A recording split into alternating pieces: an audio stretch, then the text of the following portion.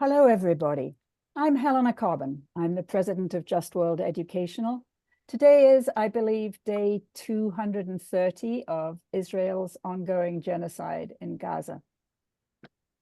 A big welcome to all of you to today's fifth session in our webinar series, Understanding Hamas and Why That Matters.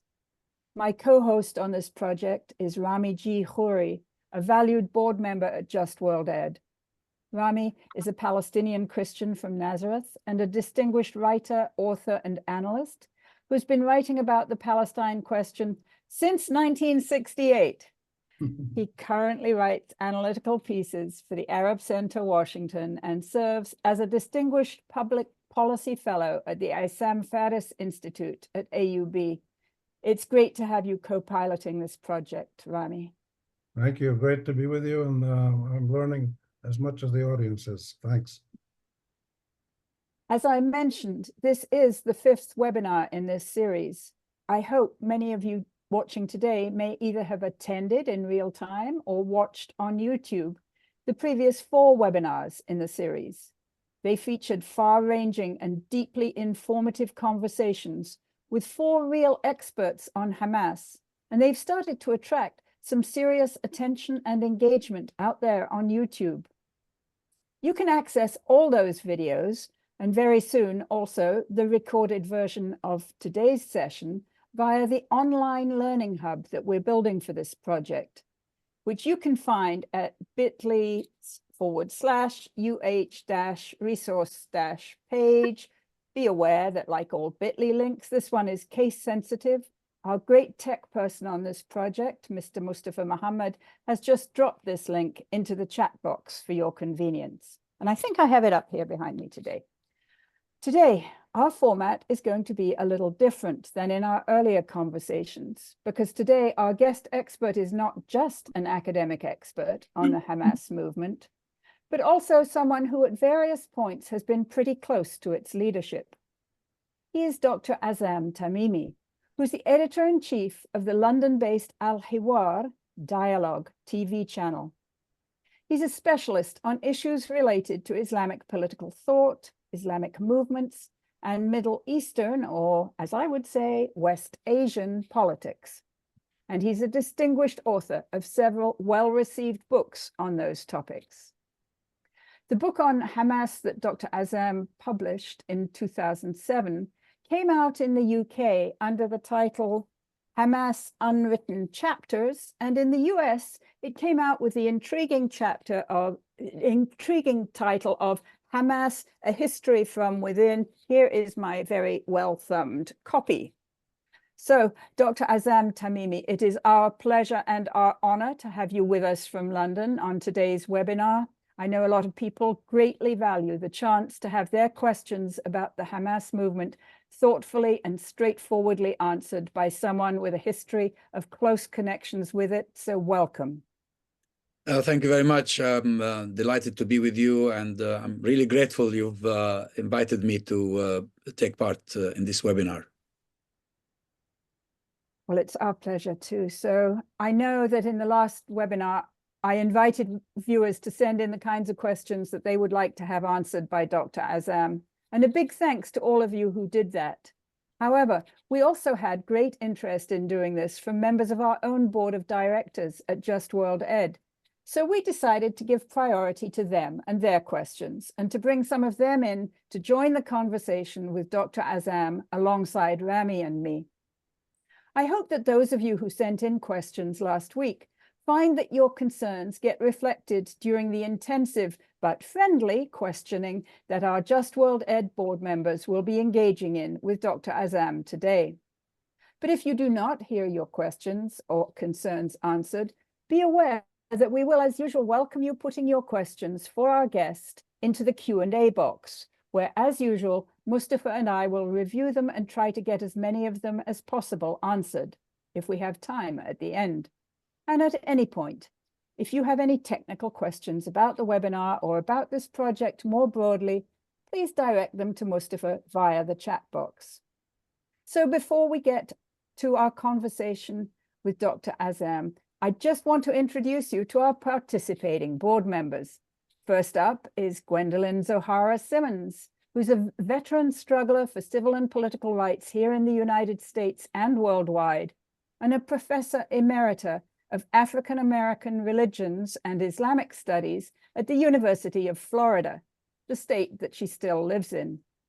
Zoharah is a founding member of the National Council of Elders and a board member of both the SNCC Legacy Project and the Civic Media Center. Zoharah, it is a true honor to have you with us. Zoharah, you're muted. So sorry. Yes, the honor is all mine. I'm happy to be here today. And I love to see that book up behind you, of which I have a copy that is about your life and that of your ex-husband. It's called Stayed on Freedom. So really wonderful. We also have with us today our board member, Rick Sterling, who over the years has done a lot of thoughtful research and writing on anti-colonial struggles and other aspects of international relations. Rick is with us from Northern California, where he is board chair of the Mount Diablo Peace and Justice Center, and he also heads the center's task force on the Americas. He's a member of Rossmore Voices for Justice in Palestine and sits on the steering committee of the Syria Solidarity Movement. Rick, it's great to have you with us today. The pleasure's all mine. And just before I hand over to Rami, oh, we do have a third board member here. I thought she was going to be late, but it's great to have you with us, the inimitable Nora Barrows-Friedman, a longtime leader in the Palestinian rights movement. For many years, Nora was the senior producer and co-host of Flashpoints, an investigative news magazine out of KPFA radio in Berkeley, California. But now she's much better known for the work she's doing with Ali Abu Nimr and the team at Electronic Intifada, especially on the super important live stream they've been presenting about the genocide in Gaza, which goes out every Wednesday starting at noon Eastern time. Nora was also the super prescient author of a book that my company published 10 years ago. Nora, would you believe that? Titled In Our Power, U.S. Students Organized for Justice in Palestine. And here we are 10 years later. Amazing. So, gosh, now I guess over to you, Rami, so that you and Rick can lead the first part of the conversation with Dr. Azzam. Thank you, Helena.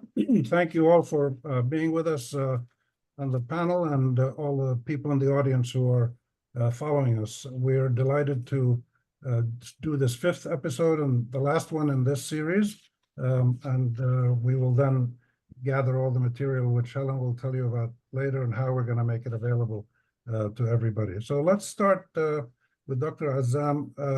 Can I ask you first, as far as you know or understand, what do you think, or how do you see the intentions of the Qassam Brigade's fighters who breached the Israeli defenses and actually led the military operation in southern Israel on October 7th? There's probably nothing that's generated more speculation around the world than that particular event, and it's important to try to understand exactly what was its aim and how should it be interpreted.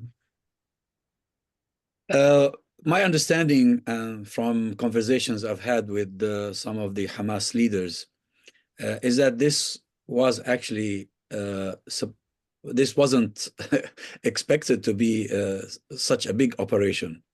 It was intended to capture a few Israeli soldiers from the battalion that is usually stationed around Gaza to provide security and protection for the settlements there, in order to exchange them for Palestinian prisoners. The issue of Palestinian prisoners, Palestinian captives, if you wish, as they are called in Arabic, al-Asra, this is a very important issue. It actually is of paramount importance for most Palestinians, because you can hardly find a Palestinian family in Gaza or in the West Bank that doesn't have a member who incarcerated by the Israelis. And there's experience has shown that there is really no other way of getting the Israelis to release them, to release those prisoners without a prisoner swap or a prisoner exchange. So this was intended, actually, this was the primary reason. There are other factors, of course, that contributed to this. The most obvious one is that the Gaza Strip had been under siege for 17 years, and the people of Gaza were really suffocating. The Israelis were keeping them on a diet which was measured to just keep them alive, without enabling them to really enjoy the life they are allowed to live. So principally, this is what I understand. And from, again, what you know, how would you interpret the Israeli accusation that the Hamas fighters went in there deliberately aiming to commit atrocities against anybody who they found, and because, as Israel claims, they hate Jews, they hate Israel, they want to destroy the country, which is now a dominant theme in, say, the American mainstream media, even American political leaders. So how accurate is that? Israeli claims about what happened on the 7th of October have since been proven to be false. They have been proven even to be deliberate lies designed in order to justify what the Israelis were going to do as a revenge attack on Gaza, which we're seeing happening for the past 8 months nearly. Al Jazeera produced an excellent documentary about this, quoting Israelis themselves, many experts around the world, Hamas activists and leaders, and some eyewitnesses who all testified that there was no beheading of babies, there was no rape whatsoever, and that even some of the atrocities perpetrated on that day were actually the result of two things. First, the Israelis trying to come in and rescue some of their hostages, and they started shooting people, especially those who were coming out of the dance festival that coincided with the attack. Most of the people shot on that day actually were shot by helicopter gunships. Some of the houses in which hostages were held inside the kibbutz were actually bombarded with tank fire by the Israelis themselves. Many of the hostages that were taken into Gaza on that day were not actually taken by Al-Qassam fighters. They were taken by ordinary citizens who crossed the line after the fence came down and were, in a sense, jubilant that they managed to set foot on the land of their, on the homeland of their ancestors, because we need to remember that the majority of the inhabitants of Gaza today are actually the descendants of people who originally lived in the land that was occupied in 1948 and turned into the state of Israel. So these people were coming home and they were just acting in a very disorderly manner. My understanding and my knowledge of the Izz-ad-Din al-Qassam brigades is that they are highly disciplined, and probably some of the things attributed to them, if ever took place, were not actually perpetrated by them, but probably by some others. And what about the civilians, the Israeli civilians who were either killed or taken hostage to Gaza. Do we have clear knowledge, proven facts about were they targeted specifically, or did it just happen that there was so many people there that some of the people from Gaza, whether Hamas or otherwise, took some of these civilians hostage to trade for the 8,000 Palestinians who were in Israeli jails? My understanding is that the target was the army or people who served in the army. And of course, it was very early in the morning, and many of these army cadets and army recruits were in their civilian clothing. Many of them were asleep. But yes, indeed, some of the civilians, especially the women, the children, and the elderly who were taken into Gaza, my understanding is that they were taken by ordinary people who crossed into those territories. Hamas, to be fair to Hamas from day number one asked for an international commission to investigate what happened because the Israelis were claiming all sorts of things, and Hamas was pushed on in a self-defending position.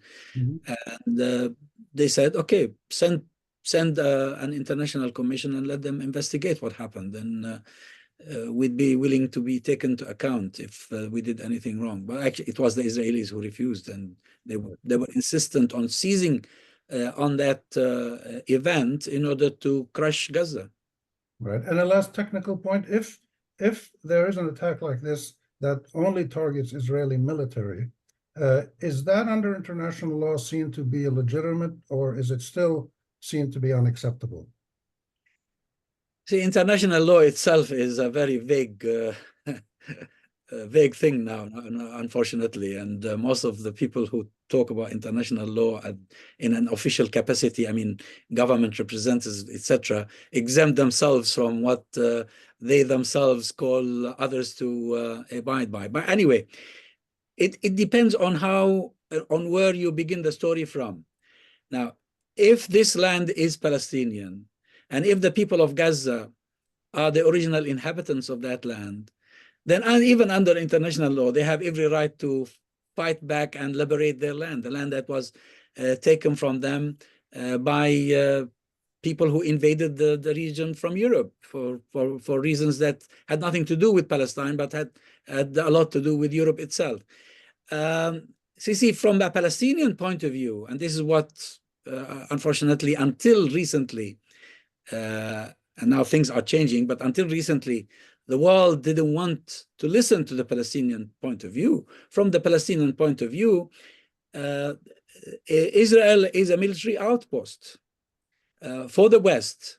And evidently, almost every single Israeli, upon reaching the age of maturity, serves in the Israeli army and keeps serving the Israeli army for many years to come as a reservist. So I'm not a lawyer, I'm not an expert on international law, but I can tell you as a Palestinian, the house from which my mother was driven out in Beersheba in 1948 is my house. And I will still claim that house until my death, and my children and my grandchildren will continue to claim that house. So where does international law stand on this? We need to hear from the experts. Well, let me turn it over to Rick Sterling, one of our board members who joins us. Rick, take it over. Yeah, Dr. Tamimi, very glad to be here today and to learn from you. The chief prosecutor at the International Criminal Court is seeking arrest warrants against 2 Israeli leaders and 3 Hamas leaders. What do you think of that? And can the adjudication be fair? Well, Hamas responded to this by saying this is unfair because this is like equating the aggressors with the victims. But I personally can understand why the prosecutor inserted the Hamas names into that request. He wanted to make it more palatable to the so-called international community, and especially to the United States of America. Still wasn't accepted by them, wasn't accepted by the Israelis. it really it is probably more symbolic than practical, because how Hamas is already proscribed worldwide, including in many Arab countries, by the way. Its leaders don't travel. Probably Hania is the only one now who needs to reconsider if he is invited to Egypt. I don't think we can trust the Egyptians when it comes to Hamas. Other than this, Mohammed al-Daif and Sinwar are in Gaza. So I think the prosecutor wanted just to make it look more acceptable to a very critical West when it comes to the Palestinians. Yes, yes. And how do you assess the effects of the October 7 operation overall at both the humanitarian and at the political levels? I think the 7th of October was best described by, I think, at least a couple of writers on that same day when it happened, when they compared it to the Tet Offensive in Vietnam. And frankly, I didn't know much about the Tet Offensive at the time, but that motivated me to go and search and read, because I was 15 years old when the Tet Offensive happened in 1968. It is a game changer in a sense. This is what they wanted to tell us, because just like the Tet Offensive in Vietnam changed world perception when it came to American involvement in that part of the world, and eventually led to the American withdrawal from Vietnam, the 7th of October is having a huge impact on world's perception of the conflict. A conflict that has always been portrayed as if it were a religious conflict or a communal conflict or a conflict over territory or a conflict that is the result of Arab or Islamic anti-Semitism or something of this sort.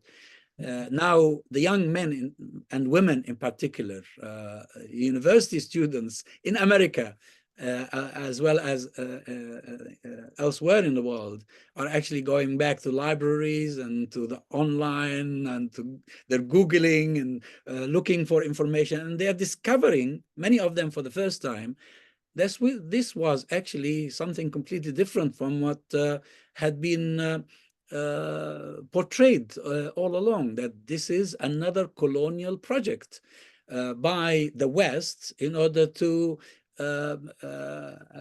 achieve something that the imperialist West sought, and that in this the Palestinians have been victims all along since the beginning. I think that's very important. Not only that, I think the initial solidarity with the people of Gaza because of the genocide that is being exacted upon them is slowly and gradually turning into a revolution against the current world order, a world order whose leaders in Washington, in London, in Paris, in Berlin, and elsewhere in the West have proven to these youngsters, many of them are Jewish, by the way, that this is a world order based on hypocrisy, on double standard. And all the talk about democracy and human rights is very exclusive and very selective, and it's making these students question the very legitimacy of such a world order, which is today fighting them for merely wanting to express their opinion regarding what happens in Gaza. Yes, thank you. How do you respond to people who say Palestinians in Gaza have brought all their current suffering on themselves because they voted for Hamas or they support Hamas? Well, this can be said of any struggle against colonialism. Probably it was said in the case of the Vietnamese. It was said in the case of the Algerians, who fought the French for 132 years until they liberated their country. It was probably said of the Black majority of South Africa, who struggled against apartheid. I mean, When now we go back to the 80s and remember how Ronald Reagan and Margaret Thatcher called Nelson Mandela a terrorist. And Margaret Thatcher even vowed he'd never be allowed to set foot on British soil. And then you see the results when the people of South Africa became victorious. The same thing applies to any conflict in which people are fighting for their freedom. I would say to these people that go back and read about the history of this conflict. Find out for yourselves what has happened to the Palestinians. The Palestinians have every right to resist occupation and to resist foreign invasion. Okay, thank you very much. And next we'll have questions from the women's team. Right, well, I'm not known for being muted, but I was just muted. So thanks.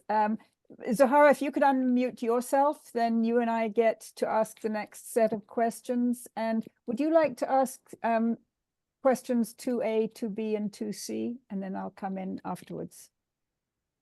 Yes, thank you very much.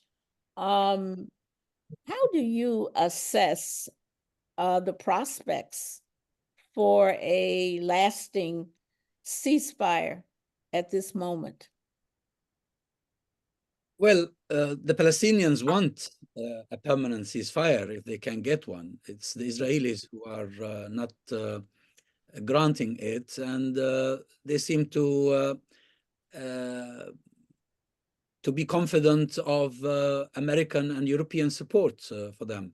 Although, of course, we hear more new voices nowadays that call for a ceasefire they didn't call for in the early months of this war. Now, I think it's highly unlikely that we will see a ceasefire so long as Netanyahu is in charge of decision-making in Israel, because this guy knows that what might be perceived as a defeat for Israel, as a failure for Israel, could mark the end of his political career. So he's actually fighting for his own political career with his own people and with the people of Gaza, sending them to fire like this. So far, it's I don't see a prospect for that. Yes. And this next question I know is really for us here in the U.S., but we want to hear your perspectives on what do you think are the prospects in this, a presidential year here in the U.S., for President Biden to accede to the global demand for a permanent ceasefire? Do you, from your perspective, see any hope in that arena?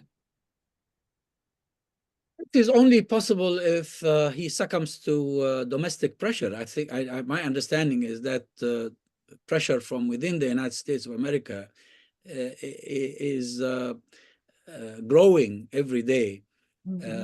But of course, so far, Biden hasn't really shown any signs, not at all. And maybe now with Trump raising the bar in his rhetoric regarding Gaza and the supporters of Palestine in America and what he might do to them if he becomes president, this might even push Biden to a more pro-Israel position rather than less. So on the basis of what we've seen over the past 8 months, I'm not really that optimistic. See. Back to you. Okay. Yeah, I think you've answered. You're answering really very clearly. So thank you, Dr. Azzam. Why should anybody trust that a ceasefire that's concluded with Hamas would be respected by Hamas? See, Hamas is an Islamic movement. It is informed by Islam. And in Islam, if you signed a contract, it is your religious duty to fulfill the terms of that contract. you cannot be the first to violate it or breach it. And I explain this in my book, even citing past examples of truces, informal truces, unofficial ones, reached with Hamas throughout the 90s and until 2007, nearly early 2008. It was always Israel that breached the understanding, not Hamas, not a single time. Was that what happened last November as well? I don't actually recall, but I know that there was a very successful 7-day ceasefire, and then it Yeah, fell it was the apart. Israelis. Yes, it was the Israelis who started. Yes, same thing. So do you think the Hamas leaders would prefer to see the UN Security Council as a whole overseeing a ceasefire to end Israel's war in Gaza? How can the US veto in the Security Council be overcome? It cannot be overcome. The Security Council is the most undemocratic institution in the world.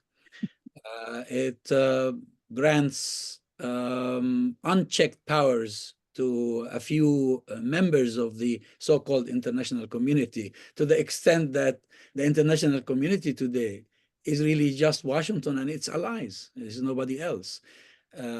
So long as these permanent member states have the right to veto any resolution, we cannot get anywhere. We cannot get justice through the United Nations. The entire General Assembly doesn't matter because the General Assembly can decide whatever it wants, and that would mean nothing. So, Dr. Azzam, I have a little follow-up here, actually, because I did grow up in England, as you know. And when I was a child, there was the 1956 Suez Crisis. That was an attempt by the British, the French, and the Israelis to overthrow President Jamal Abdel Nasser of Egypt. And the Americans at that time were opposed to that. So yes. Britain and France had a veto at that time in the Security Council. The United States was able to nullify that veto through economic pressure. Do you see that as being a prospect anytime soon in the current international order? Not soon, but we can dream of a moment in the future when the United States of America is led by a sane and fair administration. They probably stand by that which is just rather than by that which is unjust. But in the current circumstances, I don't see that happening. Thank you. I'm going to hand over now, and I'm going to toss the ball to you, Nora, if you could take the lead on section 3. All right. Thank you so much, Dr. Azzam. There has been public disagreement between the governments of the United States and of Israel over what should happen on the so-called day after when there's a ceasefire. Do you consider these arguments serious, or are they just for show? I mean, you know, obviously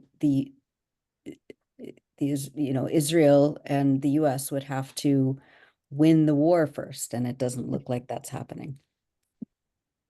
No, I believe any disagreements between Washington and Tel Aviv are real. I wouldn't say serious, but I would say they are real. And that is simply because there are people in Washington who disagree with the current administration in Israel on the way things are done, out of fear for the future of Israel, actually, not out of sympathy for the Palestinians. They're worried about what Netanyahu might do to Israel and to the Zionist project. I personally believe that even European countries, the 3 European countries who recently decided to recognize Palestine as a state, also emanate from the same fear. They're doing this against Netanyahu and not in favor of the Palestinians, because I can tell you as a Palestinian, it makes no difference to my cause whether they recognize Palestine as a state or not. Practically, it means really nothing. For us, the issue is not having a state or not having a state.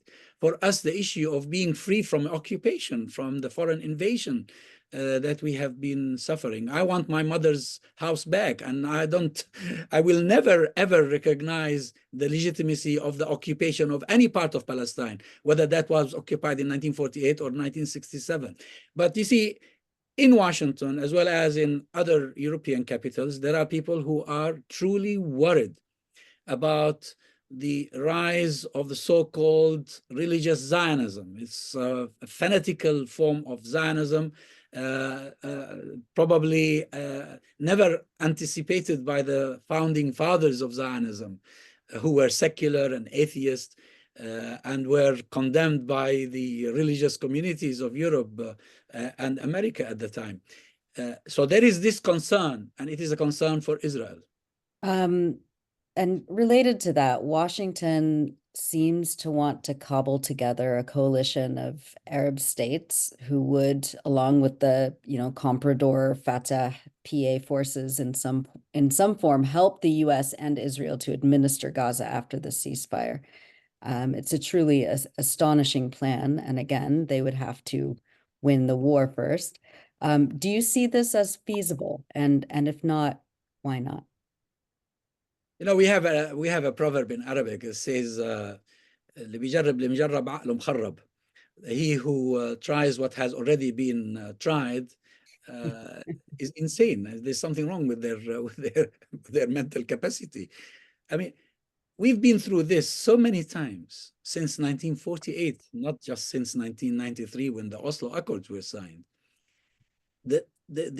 Unless the root of the problem is addressed, there will always be a new generation of resistance fighters. See, my grandfather fought against the British. My father fought against the Zionists. The people of my generation and the generation of my children are now resisting the current Zionist regime. And this will continue. Now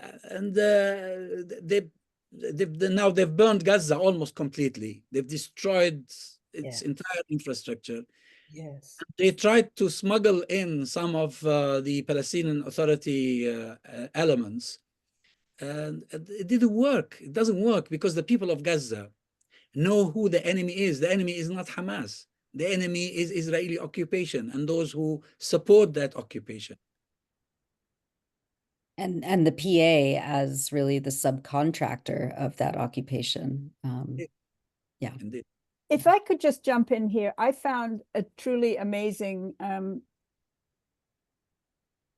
this is from the Palestinian Center for Policy and Survey Research. And if you look over here in the Gaza Strip between December and March, the opinion poll support for Hamas actually increased. Mm-hmm. I was so surprised. Mustafa has actually just dropped that link into the into the chat. So if anybody wants to follow that through, just I want to do more with this little chart, and actually the whole of that PCPSR report is really fascinating, but it's rather long. So sorry to intervene there. Well, if I may add to this, you see, in the West, the decision makers and mainstream media, and I'm really glad that the mainstream media is no longer the source of information. Now, with the end of the monopoly on information and education because of all the alternative means and tools, the world is much more enlightened. But generally, decision makers and journalists in the mainstream media, as it is called, portray the conflict as if it were between a fringe group called Hamas and the Israelis. You go and speak to any Palestinian child anywhere in the world, in Gaza, in the West Bank, in the diaspora. The Palestinians know what happened to them. They know what happened to their grandparents. They know this, the whole story. So it's not a Hamas issue. Even if they destroy Hamas, even if Hamas is gone, there will be something else sometime very soon in the future. So we have quite a large team here and we're all a little bit disorganized, but I think let's go on to section 4 of our questions. Maybe we'll get back to 3C a little bit later. And Rami, could I have you and Rick once again go with section 4? There have been many discussions over the years, generally spearheaded by members of different Palestinian movements who are in Israeli prisons, to unify the whole Palestinian political world, Fatah and Hamas and PFLP and many smaller groups, so that there's a united single national leadership, which there was about 15 years ago, I think, or so, and the Israelis refused to negotiate with it. So the Israelis always say, we can't negotiate, the Palestinians are divided. Well, when they were united under Arafat, with Hamas saying we'll go along with anything that is negotiated that the Palestinians agree on, we will support it. But when you had a unified Palestinian national movement, the Israelis refused to deal with it. So how do you see today the feasibility of, once again, down the road, trying to recreate a single, credible, legitimate national Palestinian political leadership? Yes, you are right. There've been efforts along this way, and I'm sure there will always be efforts to bring the Palestinians together and unify them. But the real problem is to be united on what? This is the issue.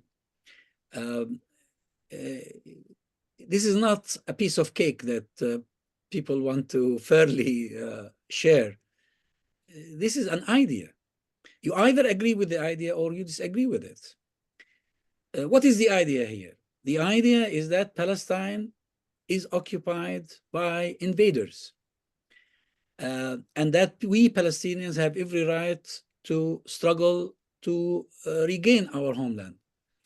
Now, if you have a section of the Palestinians who decide it's impossible, we cannot liberate our country, we cannot regain our homeland, so we might as well just accept whatever they're willing to give to us. This is what Oslo was about. That's a real divide. It's impossible. You cannot agree on something like this. Agreement we were approaching some sort of agreement on unification when it became clearer to Yasser Arafat that his Oslo path was mistaken. And this is when, especially when he returned from Camp David in 2000 and felt that Clinton and Ehud Barak were forcing something down his throat that he could never accept. And there was a unity of vision. And this is what matters. We need to have unity of vision. It's not about how many seats you have in parliament or how many seats you have on the PLO, a council, or no. It's about what is our vision of Palestine. This is the main disagreement. This is the main difference. And if Hamas and the other Palestinian movements do recreate a single national movement, and it lays out a plan, which is done before, for dealing with Israel, even negotiating with it, and even accepting to live next to it in a Palestinian state if certain issues are dealt with. Do you think that do you understand Hamas to be willing to live with the state of Israel and its 67 borders, let's say, in a long-term permanent peace arrangement? Because there's a huge amount of discussion about this. And one of the main issues that is presented against Hamas and the Palestinians here in the West is that they just want to destroy Israel. Whereas the PLO before and Fatah and Hamas even recently has repeatedly said, look, we're willing to negotiate and coexist. So can you clarify for us your understanding of Hamas's position on coexistence in two adjacent states? Well, since Hamas took part in the elections in 2006, it developed a new position, which was really unthinkable before. And that is what one may describe as a de facto recognition, not a de jure recognition of the status quo. Status quo means that, yes, Israel exists. It exists on our homeland. We don't accept that, but we are willing to live with it if a Palestinian state is allowed to be next to it. And this was finalized in the 2017 document which was really Khalid Mish'al's last project as head of the political bureau. Yet this is not the issue. See, people want always the Palestinians to tell them what they think of Israel. They never go to Israel and ask Israel what they think of the Palestinians, of Palestine. And all Israelis were interested in, even during the time of peaceniks like Rabin, was to turn the PLO into a collaborative agency to help Israel live in peace and security. That's all really. But Palestinian hopes, Palestinian aspirations, Palestinian dreams, they don't exist. Now, if you ask me personally, I think it is highly unlikely that we will ever reach that situation in which there are two states, one called Palestine and one called Israel. And that is not because of the Palestinians. It's because of the Zionists, because of the way the Zionist project itself is developing. Now you have people in charge now in Israel who believe they have a license from God to burn Gaza, not once, not twice, 3 times, 4 times if necessary. And they believe they're doing something fantastic, something good. They don't believe Palestinians have the right to exist anywhere. Although at least a segment of the Palestinians have agreed to recognize Israel's right to exist, there has been no real reciprocation. From 1993 up to 1998, there was supposed to be a Palestinian state. And instead of that, all Palestine is lost. Almost the entire West Bank now is taken by settlers, and the numbers are increasing, and the settlements are increasing, and the confiscation of lands is increasing. Our people in Al Khalil, in my hometown, our people in the rest of the West Bank, so many of them have had their houses demolished for the most trivial of reasons, of justifications. See, that's the problem. The problem is not with the Palestinians. The problem is with the other side. And I think it's time the world works on the other side. Okay, we'll turn it over to Rick Sterling and Norm to finish this segment. Yes. Yeah, Dr. Tamimi, as you well know, the accusation is always made that Hamas just wants to kill Jews. Could you comment on that and contrast it with your understanding of what the real enemy of Hamas is and the Zionist ideology? There was a time when Hamas came up with a charter in 1988 that gave that impression. It gave the impression that this fight is over religion, or it's that the Jews are the problem, etc. And actually, that was a big mistake, and I criticized that charter in my book in a whole chapter. I think it's the worst thing that ever happened to Hamas.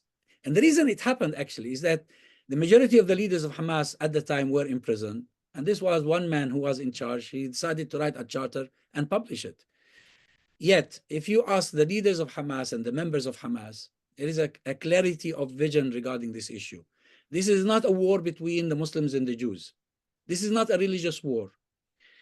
Jews lived in this part of the world, across the Middle East, for centuries, with the Christians, with the Muslims.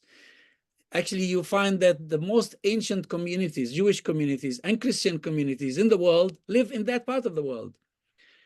Because there was a formula for peaceful coexistence. The problem started with Zionism.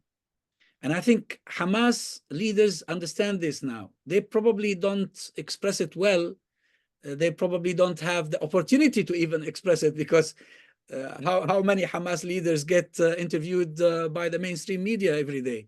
There was a newspaper recently in Switzerland who was very interested in interviewing Khalid Mish'al, and the journalists who were enthusiastic about the idea had to fight with the management to convince them that this was going to be a good interview.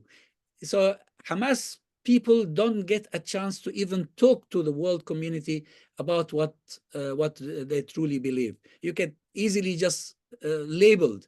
Even people like myself. I'm not a member of Hamas. I've never held a position in Hamas. But because I wrote a book on Hamas, because I try to explain Hamas to the world, most Western mainstream media won't interview me, won't host me. Imagine those 8 months. Someone like me should have been on every single channel, but none of them. And the reason they are afraid of giving room or giving space for people who have a different narrative. Now, the narrative that is accepted today officially by Hamas is that this is a fight with Zionism and not with the Jews.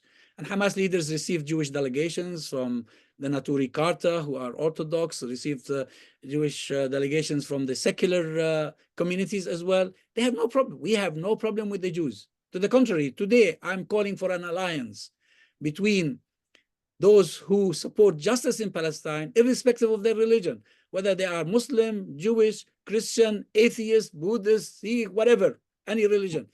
On the basis of our humanity, if we believe in justice, Palestine is as a just cause as was the fight against apartheid, as was the fight against American imperialism in Vietnam, as was the fight against French colonialism in Algeria. Thank you very much. South Africa has played a very important role by going to the International Court of Justice and charging Israel with genocide. Can you comment on the comparisons between Israel and Zionism and South Africa and apartheid, and how the apartheid was overcome in South Africa, and what you hope for Palestine? Well, if you really read about Zionism as an ideology, Zionism is a racist ideology, because they believe that that if you happen to be Jewish, then you have a God-given right to come to this land and live in it or on it at the expense of its natives. And this is exactly what apartheid was in South Africa. Apartheid discriminated against people because of the color of their skin. Zionism discriminates against others because of religious affiliation. And look at the sort of laws that exist in Israel: a law for the Jews, a law for the non-Jews. So the similarity is almost identical in terms of ideology, and I think that's why the people of South Africa understand the plight of the Palestinians more than anybody else, because they went through that. They went through it.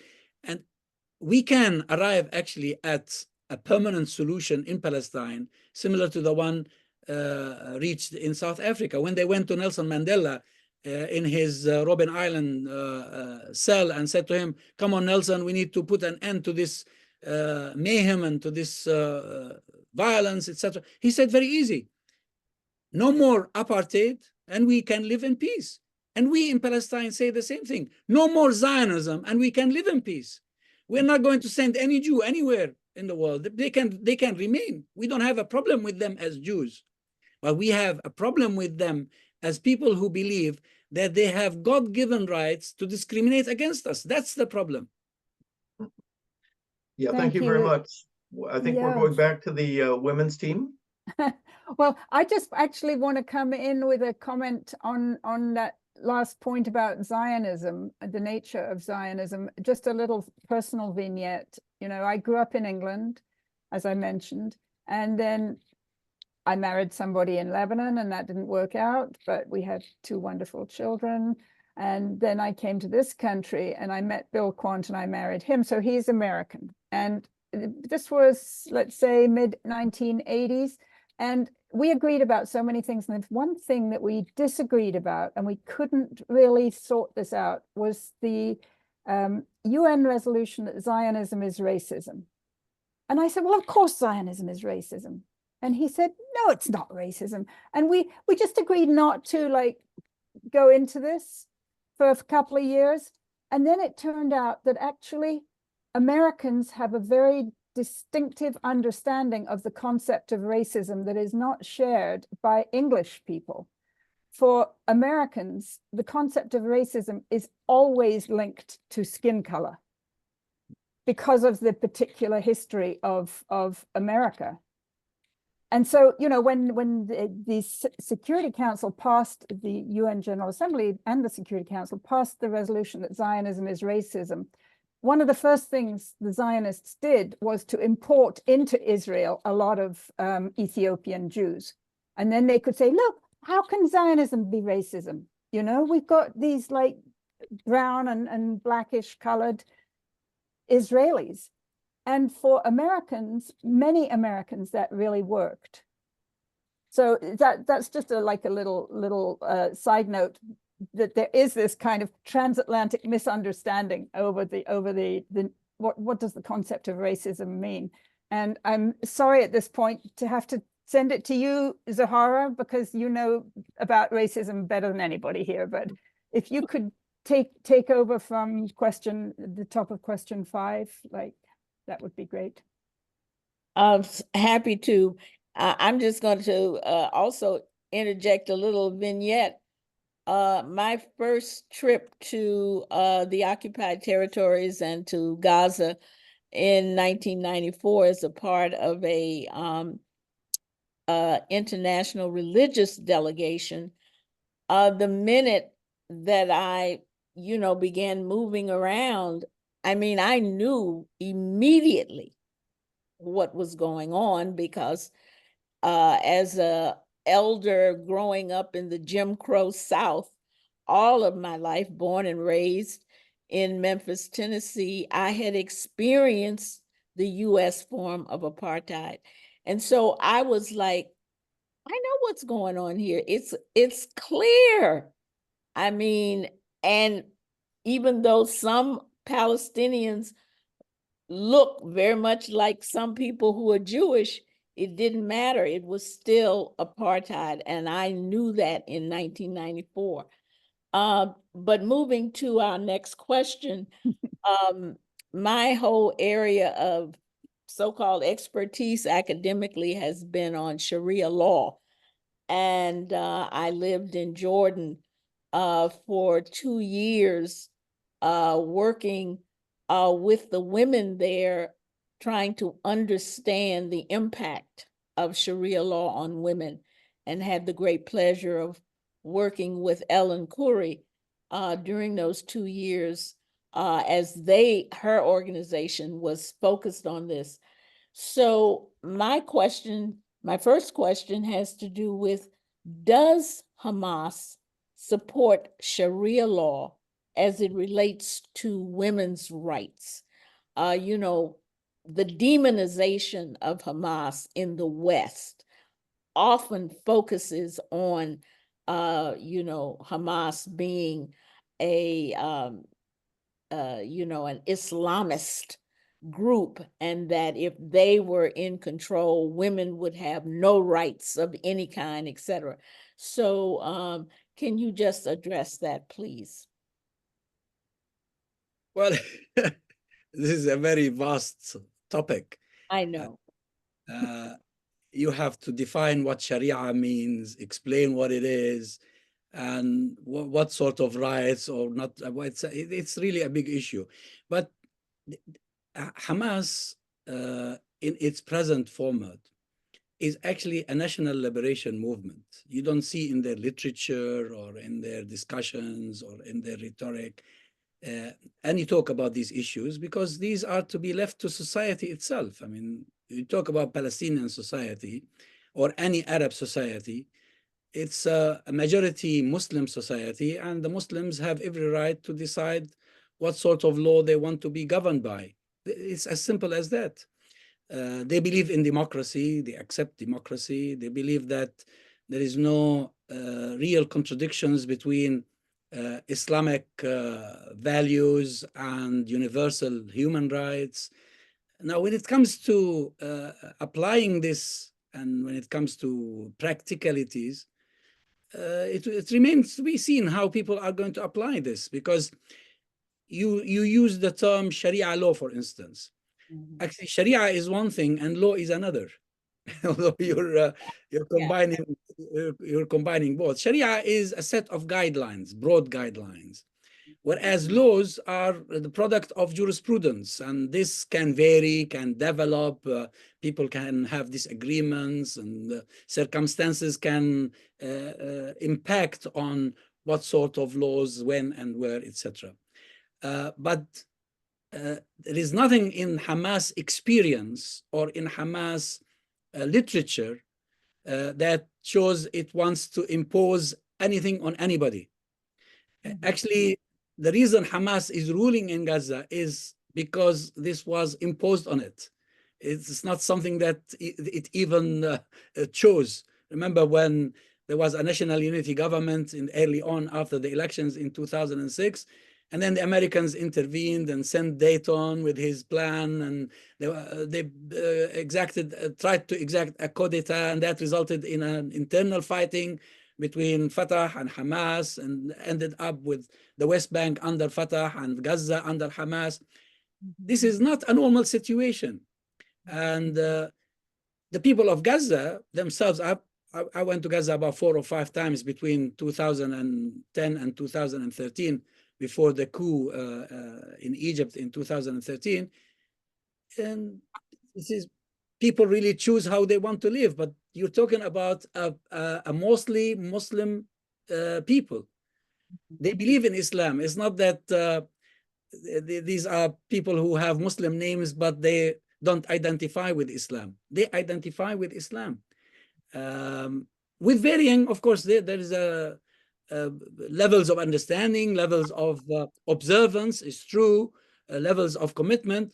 But when it comes to the basics, generally people don't disagree.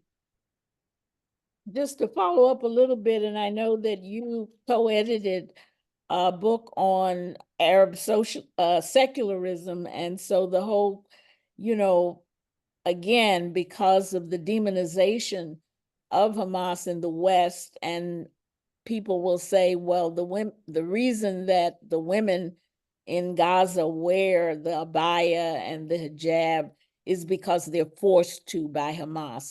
This is what many believe. And so this is used to turn Westerners against Hamas. So that's why, I was asking you your thoughts. Of course, I understand. But of course, it's not true that they're imposing any costume on anybody. It's not true at all.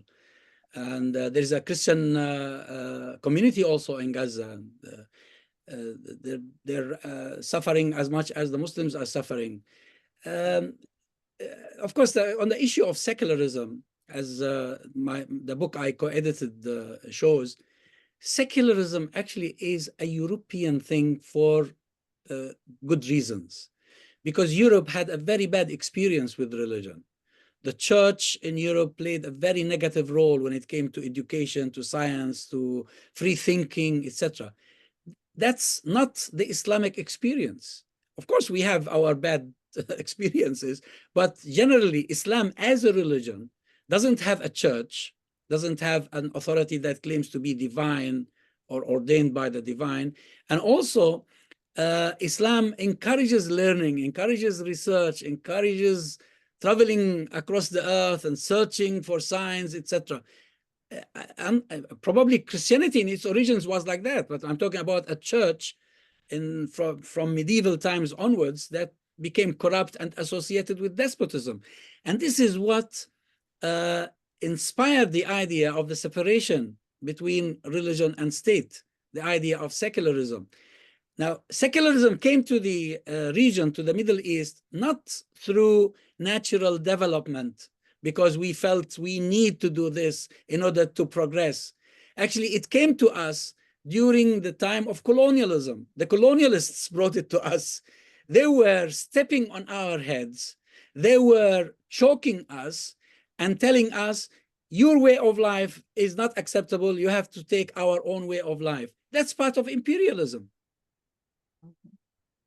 So the next question, what do you say to people who accuse Hamas of having already shown very dictatorial tendencies during the time it has been ruling, quote, over Gaza?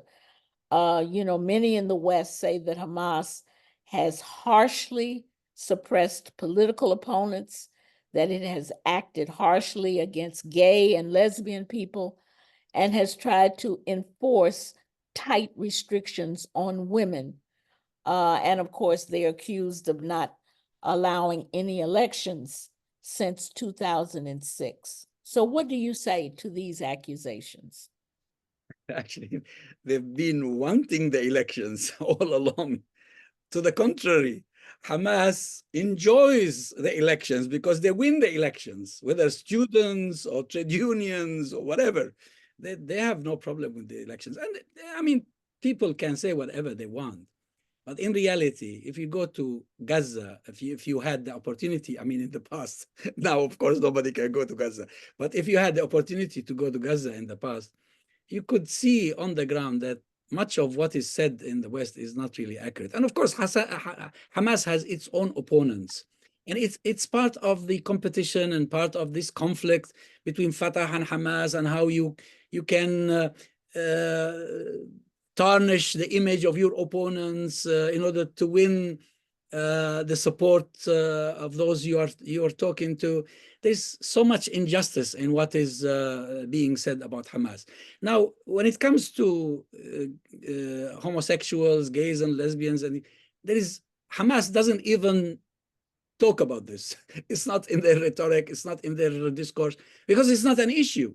It's an issue for the West, it's not an issue for us. These things are generally unacceptable in our societies. And the West cannot tell us what to accept or what not to accept. It's up to our people. And by the way, this applies to Christians and Muslims alike, and probably all the Jews that lived in the Middle East until Israel was created. So we've run over our time, and it's been amazingly rich. I want to know, actually, at this point, if any of my four colleagues here has one last question that he or she wants to ask Dr. Azzam. And there are a couple of really interesting ones from the Q&A, but I think I owe it to my colleagues. Anybody? Nora? Oh, on the spot. I mean, there's so much. Yeah, I mean, it strikes me that, I mean, it in the way that that Hamas is viewed and demonized in the West, people use this, so-called women's rights or queer rights as a cudgel to deflect any, sort of support for a national liberation struggle. As though, the West is so, is a pioneer of women's rights and gay rights. And it's completely absurd. But what can you say about the way that, especially the resistance is viewed? I mean, we lionize the resistance of the partisans and the fighters of the Warsaw Ghetto during the Second World War. We lionize now, although, for a long time, as you were saying, the anti-apartheid struggle in South Africa, which was a military struggle, which had an armed wing, and that was what Mandela was imprisoned for. That's right. And now we, collectively in the West, people are very understanding and even, celebrate, well, maybe not celebrate, but, but understand the role that armed resistance played in that national liberation struggle. I know, and I know many of my colleagues know, that in the decades to come, people will look back on the liberation struggle of Palestine, and especially the armed resistance, and understand that for what it is now.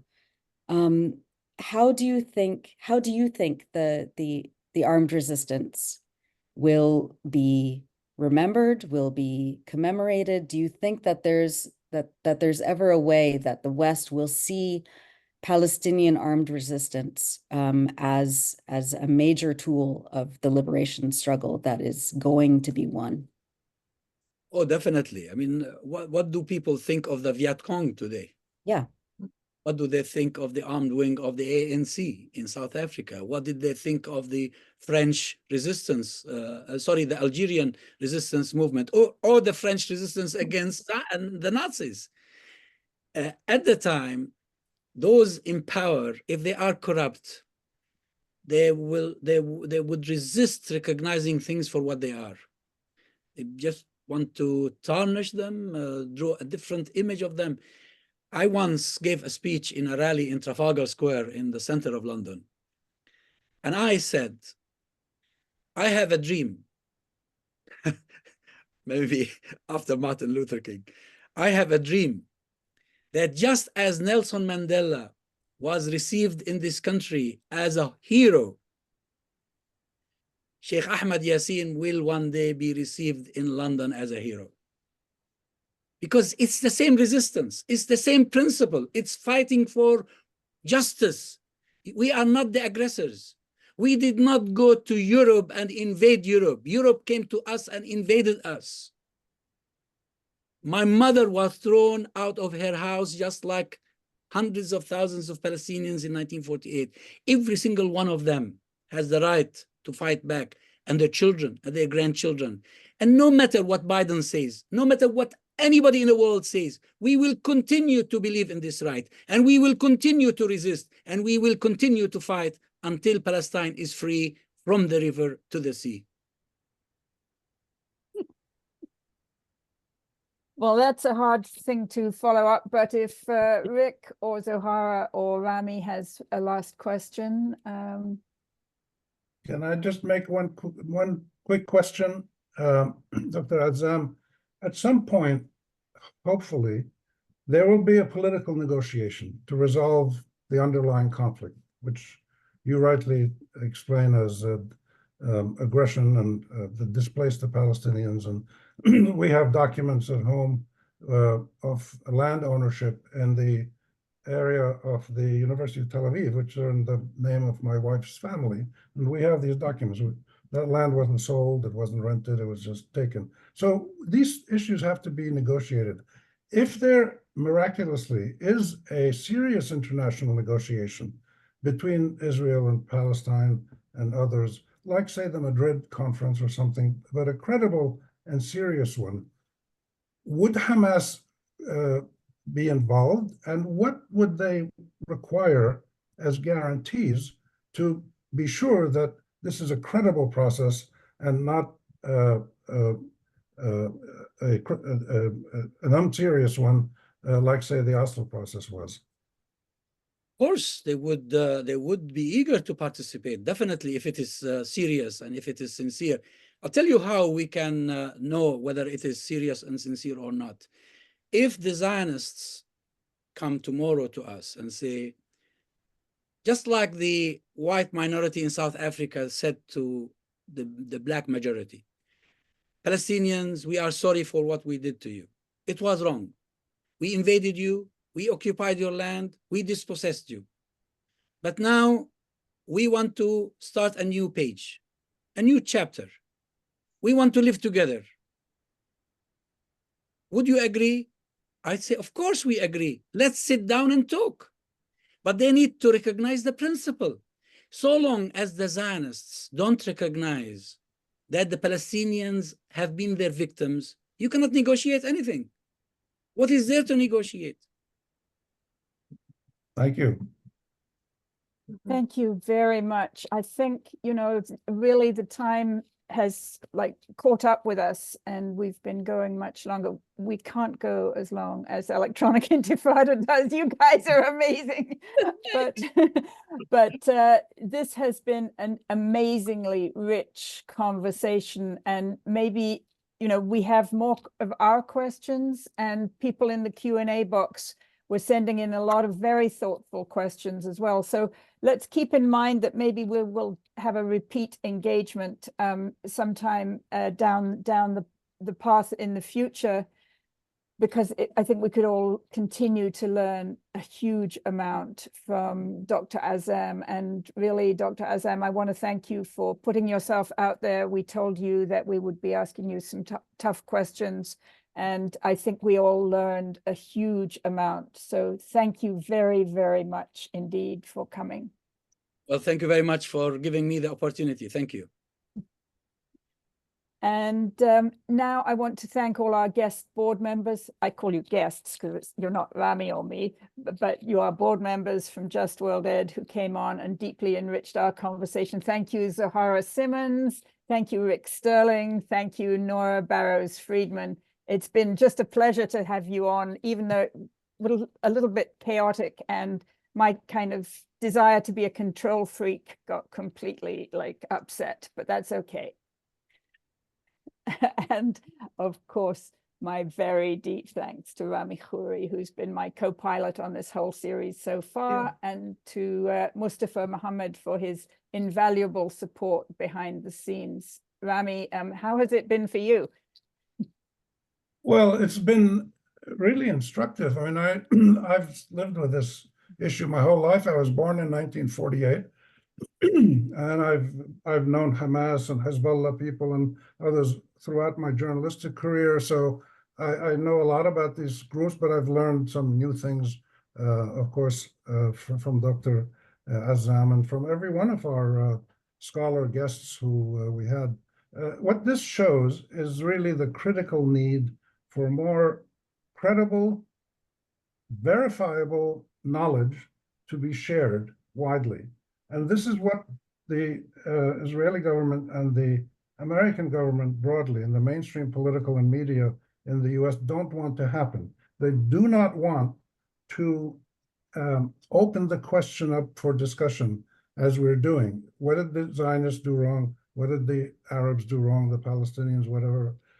They want to just reinforce the status quo by demonizing us. And they've done this with every strong Arab leader in the last 50 years, from Abdel Nasser to Saddam Hussein to Hafez al-Assad to the Palestinians, Yasser Arafat. Anytime a Palestinian Arab leader gets a little bit strong, gets some popular support, they demonize him, and eventually he's gone. So what we do is really critical. Sharing knowledge is absolutely critical, and I think the Just World Foundation, Helena, you've done a really good job in forging this path forward. I think our challenge together is to expand it and reach more people, which we'll work on. Well, thanks. Yeah, I mean, Rami and Zahara only came onto the board in March or April, and it's been just a pleasure to have you guys' energy here and take Just World Educational forward to like new heights or something like that. Just in terms of what Rami was saying about the new learning, I think having somebody on, as we did a couple of weeks ago, who talks about critical terrorism studies, you know, that we really need to take on the whole discourse of terrorism, that was really helpful. But everything in this series has been just a pleasure for me to work on. Before all our viewers depart, I want to remind you that though this is the last webinar in the current series, our broader project on understanding Hamas and why that matters will certainly be continuing. We will, of course, get all the multimedia records of today's conversation posted onto our online learning hub within the next 30 hours. And as I have mentioned before, we will also be continuing to work with all the fantastic array of materials that we've been building up on our learning hub to organize it better, to produce digests, fact sheets, and short reports in different formats that can make our materials more accessible. And as I mentioned earlier, we may also bring back Dr. Azzam or some of our other guests for follow-up conversations at various points in the future. People who are attending this webinar as attendees, please do fill out the evaluation form as you leave, because this time it's more important than ever that we hear from you, how you would like us to take this project forward. Just my reminder that all of our programs are offered free of charge to the learning public, but of course we have huge expenses to bear, and we need to rely on donations to cover our costs. So if you could dig deep into your pocket, go to the donate button on our website, and just shower us with what we need, that would be great. Or even, just a few pennies, well, somewhere in between maybe. Thank you all for being with us on this journey. Thank you to Rami, to Mustafa, to Rick, to Zohara, to Nora, and to Dr. Azzam Tamimi. Let's take this forward.